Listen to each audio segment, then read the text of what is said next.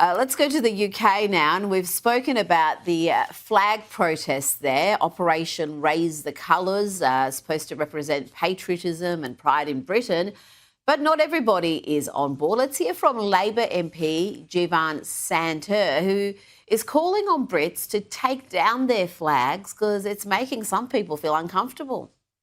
And then I see flags painted on roundabouts, and that is just a bit weird. And you know, because you've seen it online and I see it in my inbox, that this does make people feel uneasy. And they ask, what message are these flags supposed to be sending? Douglas, what does it say about a nation if the national flag fills people with angst and makes them feel uneasy, or you've got an MP there saying it's a bit weird? Yeah, there's nothing weird about it at all. If he travelled to any other nation or country, he'd probably find that the flag of that nation was flying in that country. It's just a reminder of what a pushover people think that Britain is these days. I mean, try it with any other country, Rita, and maybe this guy can.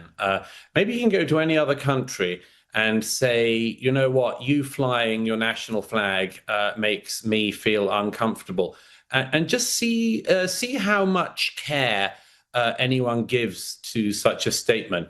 The fact is that somebody like him can even say this is a reminder of the tolerance and decency of the British people. Some people might say the over-tolerance and the over-decency of the British people, because if the British people weren't tolerant and decent, then people like this gentleman wouldn't be having the lives and careers that they are having, and they wouldn't have the ability to complain that the country they're in, when the flag is flown, makes them feel uneasy.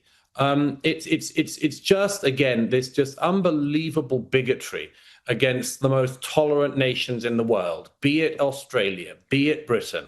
It's always the same pattern.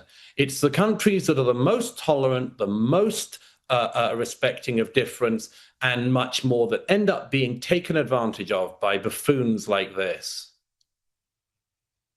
I mean, can you just imagine going to a country in the Middle East and wanting to reside there and telling them to take down their flags? It's making you feel a little bit uncomfortable. I mean, it is just, like you said, astonishing behaviour.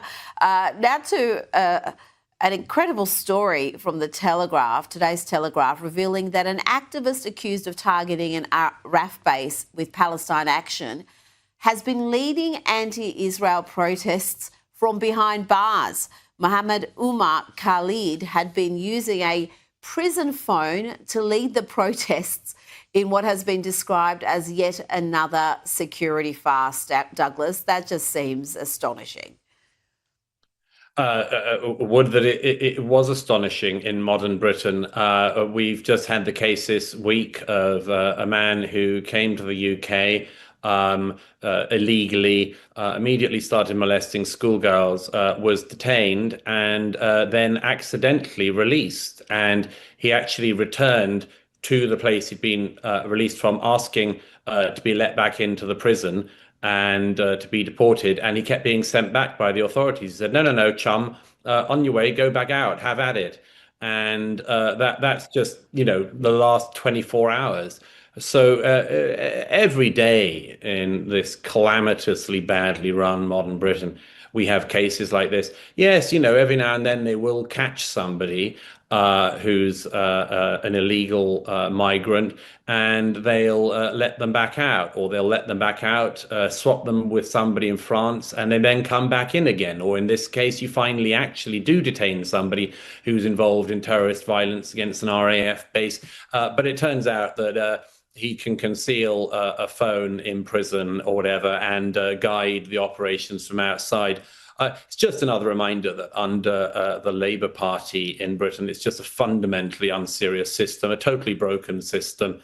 And just everybody in Britain has to hope that at some point quite soon this is turned around. But I mean, you read stories like this, Rita, just every day in the British press. And, who's in charge of this stuff?